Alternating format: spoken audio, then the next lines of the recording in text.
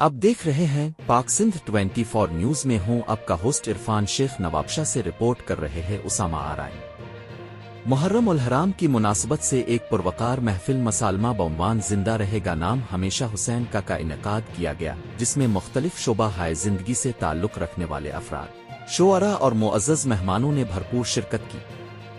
तकरीब का आगाज कारी आसिफ सईदी की तिलावत कलाम पाक से हुआ। नात रसूल मकबूल अयान उस्मान सुल्तानी ने पेश की, जबकि मनकबत का नजराना रा अरसलान सुल्तानी ने पेश करके हाजरीन के दिलों को गरमाया।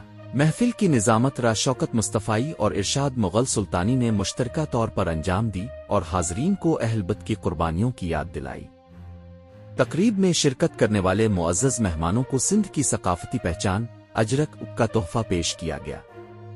सीनियर सहाफ़ी बिलाल अहमद कुरैशी और आसिफ अल-बशर की आमद ने तकरीब को मजीद वक़ार बख्शा।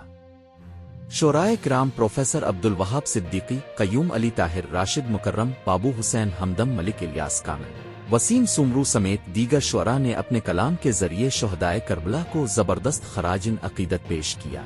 इस बामकसद और रूपरवर महफिल का एहतिमाम हाफिज मलिक मोहम्मद इरफान सुल्तानी की जानिब से किया गया था, जिसने आशिकान हिस्से के दिलों में जोश ईमानी को ताज़ा कर दिया।